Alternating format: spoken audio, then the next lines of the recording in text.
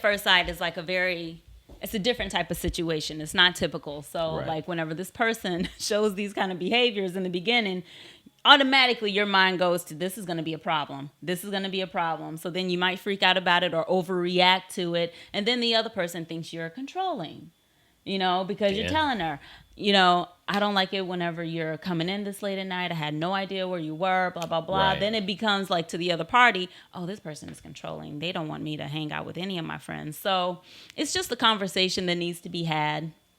Yeah, I agree. Either before or after the event happens. Like, it's just a conversation that needs to be had. I don't know. Did we ever have a conversation about it? It was between us. Yeah, just going out. No. Because I don't conversation because I'm not like the type that goes out every weekend anyway. I was never that. But I don't even think that. I think when you with somebody.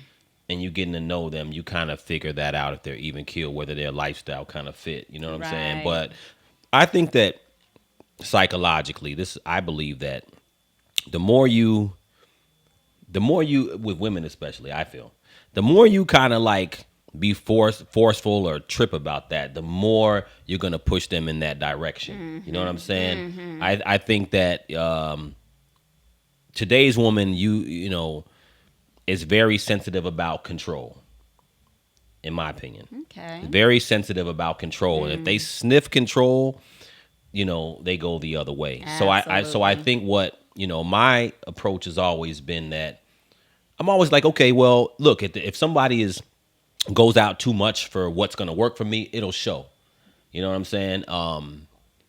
And yeah, I don't think you can control someone into wanting to be with you. That just isn't my personality. Mm-hmm. I think that aura automatically pushes someone away. Mm-hmm. So I've never really had that conversation at all. You know, I dealt with my uncomfortability with not being around somebody I'm with a long time ago if I felt uncomfortable. Yeah. You know, but I do kind of understand, like, okay, I'm not at a club every week or whatever. It's not really what I do. And I'm probably not going to even attract somebody who go out all the time is probably going to be looking for attracting that energy. Probably. Yeah. Probably. Yeah. And probably not going to be me. Right. So I haven't had that. So that's just a weird conversation. I just feel like, you know, we're going to talk about the frequency of when you go out. You'll figure it out. And yeah, maybe it's not a conversation that needs to be had, but I think if it becomes a problem, then you got to sit down and be like, okay.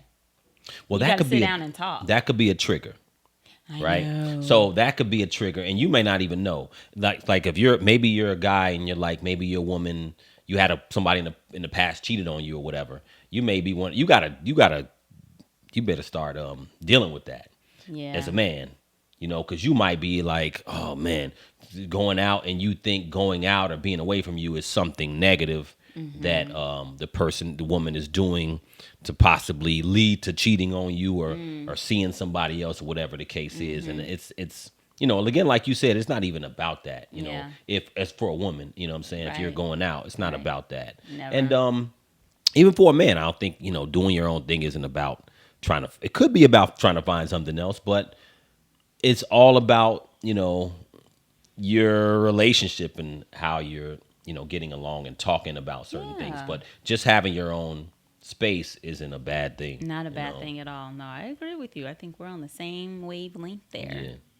So, triggers. Yeah. What about those triggers? So triggers. So you got serious triggers. Okay. And light triggers. Okay. So.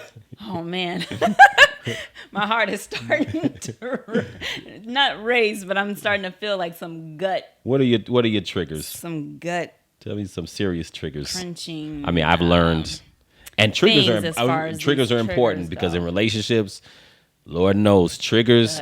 You might know your partner's triggers and you might not know them, but you gonna learn. Yeah, you definitely gonna learn. I think some of my serious triggers where I automatically go defensive is whenever I feel like I bring an idea to you and it sounds like you're shutting it down by giving another opinion. Got you. That doesn't go with where my mindset is. Like it's just an idea and it's creative and it's fun. And then I feel And then I feel like you just shut it down, shut all the fun down, take away all of my creativity. And then I feel like I'm just left with nothing, and it makes me feel horrible. So I'm just like, okay, I got to stop looking at it as if he's shutting my idea down or shutting, taking the fun out of what I'm trying to bring forth. I got to look at it from the perspective, because you have a very logical mind, and your mind always kind of breaks down the steps that's needed before this. Okay. You know what I'm saying? So I just go straight to the goal, and you say, no, you got to work on some of these other things first before you reach that goal. Okay. So instead of me taking it as like, you just Debbie Downer, man. Like, ugh. Such a Debbie Downer. I would be like a Darius Downer. You're not Debbie. I'm not a Debbie, but a Darius Downer. You're such a Darius Downer. Daryl Downer. I like that, Darius Downer. You're such a Darius Downer. I love it. Actually, if you said that to me, I'd be cracking up. You're such a Darius Downer. Jeez. I like that name. But instead of me going there, yeah, I really have to look at it from a logical mind perspective. Yeah, because you're just trying to let me know, well, there are some things that we should probably work on before. Because if it's coming from a place with love. And I know that you are coming from a place of love. Like, I don't think you have any ill intent in responding the way that you respond. Like, there's no ill intent there. And I take it, sometimes I used to take it as that. Take it like that, yeah. And that was just such a huge trigger for me, where I just automatically went on the defensive. From you, you're like, what in the hell is she getting defensive about? I've learned. I've absolutely learned. I've learned... with you and before you, actually, I've learned how to refine how I because I don't like to come off like I'm like hating on an idea or being a Darius Downer or whatever, but I've learned, because what I do know is that in the past I've been more abrasive with ideas, with ex-girlfriends, with other like even times I've had with my sister, and I do understand women are more emotional in some respects, and you have to make sure you're approaching things a certain. Although I'm coming from a logical perspective, I was more abrasive in the past, so I've learned to also understand, like, okay, if you're gonna give somebody, because sometimes I guess, and I don't want to make this all man woman per se, but I think if I'm telling a man a certain thing a certain way, I feel like he could take it a little bit more. And even if it bothers him, he'll be able to like just take it and just not really say nothing. But, I had to understand, like, especially in a relationship per se, or in particular, like how you approach the feedback of someone's idea is important. It's not always what you say, it's how you say it. So I've definitely learned from that, because I'm like, that's not the result that I want to get. I'm actually trying to pump people up, because, and then I've also learned too is that sometimes my advice or my approach to something doesn't need to be the way I would want to get it. Yeah. Because if I have an idea, I actually like people to press me. And even if they press me and it's uncomfortable and they're pressing me like, you need to do this, you need to do that, it actually, even if it bothers me, I'm still like, good. I like that. That's good. That's great, because I think but everybody you can doesn't. learn from that. You can learn from that, though. That's the best thing about it, is the uncomfortability. Yeah. You learn from the uncomfortability, and that's what helped me learn from my trigger. I'm like, why am I reacting this way? Because after we actually have a conversation about it, right? And I'm just more willing to hear what you're saying, or maybe I've even replayed the conversation in my head. Yeah. I'm like, why did I get so mad? Why did I get so defensive so quick? And then I always tie that back to maybe an experience, or maybe first it's the feeling. I feel the feeling, and and I know that particular negative feeling is a trigger. So then I kind of go back and see where else I felt this feeling before in my life, and what were the circumstances of that. Okay. So I think it's important for you to listen to your triggers. Right. You know, don't automatically go bat for bat with the feeling that you're feeling. Right. You got to question yourself. Why are you feeling this way? So you can understand why it triggers you, and then you can respond a little bit more appropriately. Yeah. Yeah. That's so true. Yeah. No, that's great. That's great that you got. So it doesn't bother me anymore. Bother you as much. You know, because I know it's coming from a place of love from you. And it just helps me to see another perspective that I don't necessarily see immediately for myself. That's great. So thanks, Dave. You're welcome. You're welcome. Yo, these are really things that like you really end up learning in a relationship. Like one of my triggers was like I like to be heard. I like to be heard out. I guess that's the right way to say it. Yeah. I like my full the full thought. The full thought or whatever I'm talking about. So my trigger is if I'm trying to say something or being dismissed. Dismissing is a huge trigger. Or someone changes the subject and I'm talking about something. That's a trigger. Yeah. But you know, that could be a light trigger or a serious trigger. But you know, also I'm able to not take it so personally. You know what I'm saying? Because it's just conversation sometimes. Or sometimes someone could be changing the subject or whatever it is, and it's not personal. You know what I'm saying? But in an argument situation or a conversation thing, that is a trigger for me. Yeah. And I'm not really sure exactly why. I've tried to ask myself, like, why does that trigger me? If I feel like dismissal, that's a trigger, or not, or when people don't take me seriously. If I'm talking about something or I'm doing something, I like people to take me seriously if I'm talking to somebody who cares about me. Right. So anybody who cares about me or says they do, I expect them to take me seriously. Now, another one would be like between you and I, like if you're like okay. This is probably my biggest trigger. Okay. My biggest trigger, or one of my biggest triggers, is someone asks me questions about something, but then they don't seem interested. Oh. You know what I'm saying? Like they inquire. I'm not saying that's you and I per se, but if someone inquires about something, then I'm like, they don't really care. They just asking me some questions, but they're not really into whatever it is. Okay. So I'm like, I'd rather a person not ask me anything. Don't ask me about something if you're not truly interested, because it's not like I'm forcing whatever it is on. I don't force stuff on people. Yeah. But if you're truly interested, maybe they just become disinterested because it's not, the conversation isn't going with the way that they had planned on the conversation going in their head. That's a great point. And that I'm sure that's happened with you and I. Yeah. And I've had to look at it differently because it's what's interesting about that is, for me, from my perspective, it's like you understand that what you have to say in your conversation isn't the whole picture. Yeah. It's what the other person is receiving and what they have to say. And again, that's not personal. So I've grown to not take things personal or not feel a way about certain things because it's not that serious. And I've learned that just because I play a conversation in my head doesn't mean that it's going to go that exact way, because somebody else has another opinion about it. Mm-hmm.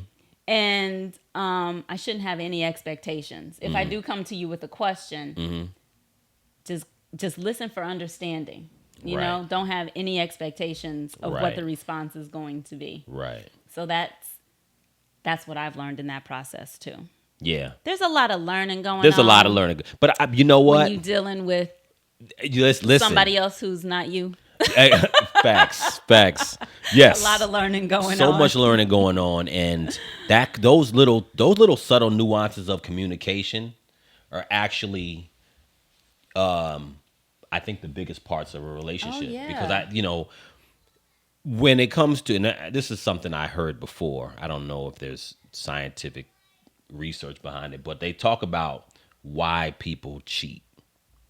And most of the time, sex is not the top reason. It's emotional, isn't it? It's emotional, and the things they talked about in relation to that is like because they're not heard They're not or being seen. heard.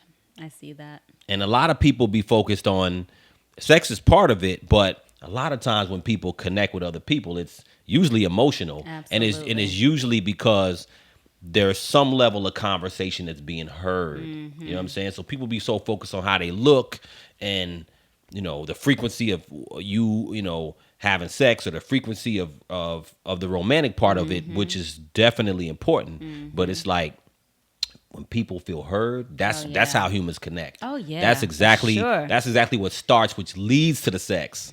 Absolutely. You know what I'm saying? So it's those are some real nuances that you got to figure out individually and together.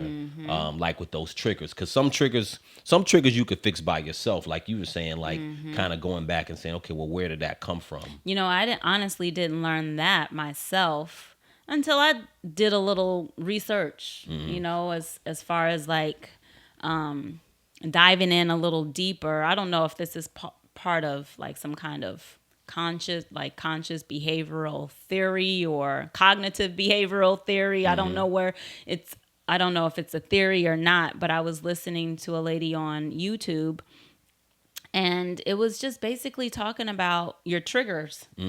What triggers you? Okay. So I listened to the whole video, and that's when she broke down the steps of the trigger is usually a strong emotion that you have, and it's usually considered like one of the negative emotions that you have. Gotcha. That makes you act defensively or get angry or right. Jealousy, whatever those emotions are. You feel that feeling first. You identify what you feel. Is it jealousy? Is it anger? Is it frustration? Whatever you feel. Or shame or something like that. Or shame, yeah. And then you have to go back, like usually in your childhood, right, to where you first experienced that feeling. Right. The whole circumstances. Usually you can go back to a point in your childhood where you felt that. Right. Identify it and be like, okay, that's why I'm feeling that way, because I felt like I was never good enough, or whatever the case may be. Nothing was, I was never heard as a child. Nobody wanted to listen to me. My parents always, said this, that, and the other. Right. Don't talk back. You couldn't express yourself. So all of those feelings usually tie down to something in your past or in your relationship, or something traumatic that could have happened to you. Doesn't necessarily have to be in the childhood, but something traumatic happened to you. And that's why the trigger is so strong. It's so that it can come forward and you can heal from it. You got to heal from the trigger, identify it, tie it back to wherever you felt it before, and begin the healing process. Acknowledge it. Yeah. Don't resist it. Right. Acknowledge it. Yeah. Embrace it. It's hard to embrace those negative feelings, Well, it's hard to identify them and first, I would say. In some cases, it's hard to identify it, and then it's hard to, what'd you just say? Trace it back. Well, identify it, and then the other thing you said, deal with it. What did I say? Identify it, and after then identify, I think you said deal with it or heal from it. There you go. It's hard to heal from it if you can identify it, and that's the thing. Like, that's it's interesting because those triggers, like you said, it's like you may not even realize that they go all the way back to wherever it is, but. Those relationship triggers, we do bring them in. And these are more heavier triggers. Those are heavy. We have the light. We got some real light triggers. We got the light ones, but that I just kind of sweep under the rug, and these are like the I don't say too much about it, but I have brought it up. These are like the tweaky ones. Oh, I know what you're talking about. You know what I'm saying? Like the little tweaky ones, like you leaving the cap off of the toothpaste all the time. Or you leaving the paper towels and tissues in your pants so that when I do the wash, all the tissue goes all over the clothes. Those are light triggers. They're not childhood triggers. And then I have to do the wash again, which is why I've just separated your clothes from everybody. Because I just don't know what to expect. But you've gotten better. Because now I kind of search the pants, and I don't find as many tissues in there. I think because I've brought it up time and time again, you've gotten better. You're not leaving as many tissues. Thank you. In your pants anymore. I brought up putting the cap back on things, and you haven't gotten better. But it's okay. You're right. Sometimes some things, the light ones, you got to learn to live with and choose your battles. This is who you marry. This is who you with, and That's what you're gonna get, and I'm okay with it. I can live with it. You know what I'm saying? I don't know what it is about gum. Yeah. I don't know what it is about gum. This is not even just you. This is my whole life. For one, if you chew big red gum, I don't know if I could be with you. And I'm dead serious. No, I'm just joking. It would be a real challenge. I hate the smell of big red gum. I think I may have, when I say dated, I mean lightly dated, like maybe met a girl who chewed big red gum, and I was like, oh no, I can't do it. Like, I hate the smell of big red gum, and that's just that type of gum. But I hate gum chewing. It drives me crazy. And gum popping, I can't. I don't think I can do it. I can't do gum popping. I can't do it. There's some trigger there. I don't know what it is, but I hate that gum popping. I don't know if it's something in my childhood, but I don't like gum popping. It's something that digs into the nerve somewhere in my spine or brain or something that is so annoying. Yeah. I can't do it. So it's the gum chewing. Ooh, I don't know if anything really triggers me like that, where I'm just like, enough already. I'll tell you anything. No, it's something. I'll tell you anything. It's something. You got something. I'm sure you do. It might be smacking, like chewing with your mouth open. It might be the equivalent of probably gum chewing is chewing with your mouth open and me hearing them. No, I know you have one. Ugh. Well, you deal with it, but it's the snorting. That ain't gonna drive me crazy. If I was in an interrogation room and they wanted to get some information out of me, I'll listen to snorting all day. But what I don't think I can listen to is somebody chewing food with their mouth open. I can't listen to it. I don't want to see it. I'm like disgusted. So Go ahead. Well, what also used to really get me is when we're out tell me. in the restaurant and we're eating and I hear somebody blow their nose. There it is. That used to drive me crazy. I would cover my ears and I go, You talking about a juicy blow nose. Huh? A juicy blowing of the nose. A juicy blowing the nose. While I'm eating, I'm just like, oh my God, my stomach just starts churning. So if you were in a room full of people just blowing their nose with wet blowing noses while I'm eating, that, you can't do that. I can't do it. I'll feel sick. But I think what would get me to talk, like if you're interrogating me and you're trying to get me to talk, start smacking. Eat food in front of me. So if you was eat it open mouth. You would just sit down in a chair and it was like 10 people circled around you smacking. Everybody smacking the Subway foot long sub, smacking. It's such a visceral reaction I'm having. That would bother you. Yes. See, I can live through that. Oh God. That wouldn't be no problem. I can't. But 10 people, even one person, but God, 10 people popping gum. I would go crazy. It's like being waterboarded or electrocuted. I'd rather be waterboarded or electrocuted. Probably. Just kill me. Just kill me. And they're all chewing big red gum and they're popping gum. Kill me. Oh my God. Kill me. I'd rather die. That's crazy. That's crazy. But that's definitely chewing gum is so much fun. Oh, it's so annoying. Why? So did you not like chewing gum? Did you chew gum? I didn't. I tried to chew gum when I was in high school because it just seemed like everybody was doing it. Was first of all, I can't stand chewing gum. Like I don't even understand the point. You know what I'm saying? I'm more of a mint person if I'm gonna do something because first of all, the gum after you've been chewing it for a while, it actually kind of stinks. Your breath kind of smells like old gum. I hate the old gum. Well, I spit out that old gum breath. It's already spit out at that point. Old gum breath. Oh, and then God. Wrigley's is probably the best long-lasting gums. The green pack, not the white pack. The green. None pack. of that stuff lasts. I think that's double mint. None of that stuff lasts that long. None of it does. And I'll tell you, when I was in high school, I kissed a girl, and her gum went into my mouth.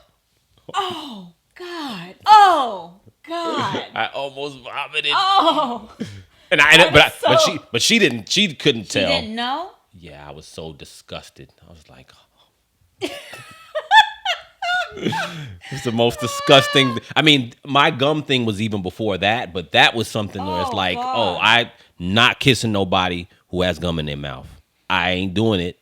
I will give you a peck, but I'm not doing no heavy kissing. If you got gum in your mouth, oh no. No. And that listen, that's a trigger. I get anxiety just thinking about it, That's man. another big one. That ain't a little one. Oh. That's a big trigger for you. Woo. Yeah, I guess it is a big trigger. It's nothing. Well, that's what you tied it back to that moment where that gum went into your mouth. No, it was before that. It was before that. I never liked gum. But I would tolerate it when I was in high school. I could tolerate it.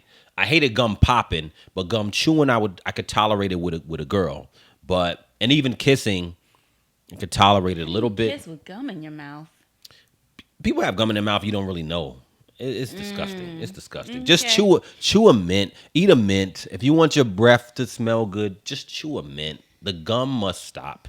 If it was up to me, I would abolish all gum. And I don't like gum on the street. I don't like gum being on I think like in Dubai or somewhere. They don't even have gum. You put gum on the street. Oh yeah, you can get arrested or something like that. I think it's in Japan too. I love it. The streets are clear. You don't have gum. I hate stepping in gum. I hate gum. Gum should be abolished. So okay, that's my thing. Well, all right, yeah.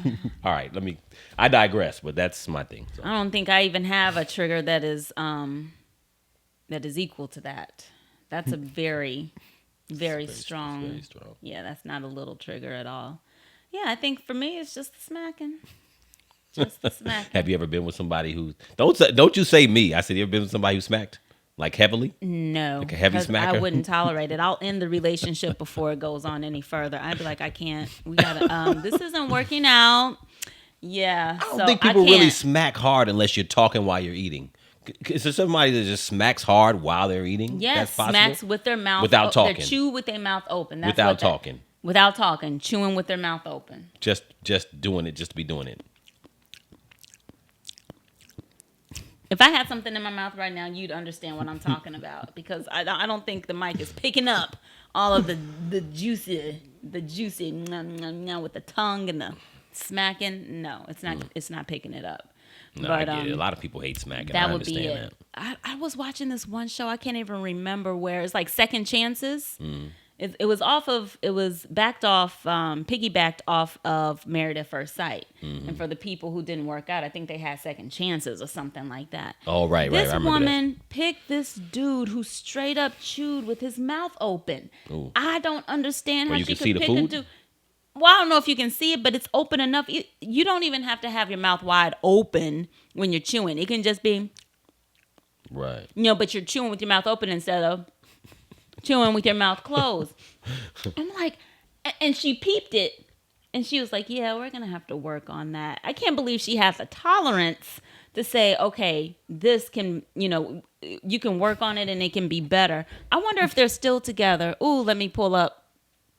Smacking can always be solved. Yeah. We'll let that keep going, though. Yeah. Yeah, hopefully smacking can always be solved. And I think this couple is still together today. So I'm wondering if he's still smacking and she's still just tolerating it or what the case may be. Because I'm going to see if I can pull up this clip where he's like smacking and you can hear it and she's seeing it for the first time. But he proposed to her at the end and she said yes. And God bless them. I hope they still together the love to made this it day. through. But that would have sent me running for the hills. The first time that we have a date or cook for one another and you're eating it and you're smacking. Yeah. That sends like goosebumps up my arm and those are very real things. Those will keep people out of a relationship for real, man. I just won't even give the person a chance, and maybe that's not fair. Man, I ain't doing the gum. Maybe thing. it's not fair, but I swear I ain't just doing can't, it. and you can't. We can't do it. Yeah, everybody's got their everybody has a particular trigger that they are just not willing to compromise on. Yes. And we said it. We said it. We yeah, said it. And what's your triggers? We don't have comment down below. Any regrets? And there's no regrets. Thank y'all for tuning in. Thank you for tuning in, everybody. You guys have a wonderful week. Value life. What your life is what you perceive it to be. Absolutely. Don't forget to subscribe. Don't forget to subscribe. Yeah, don't forget that, what he said. 100%. And don't forget to subscribe and click the like button if you love this content. All right. Stay blessed. Peace.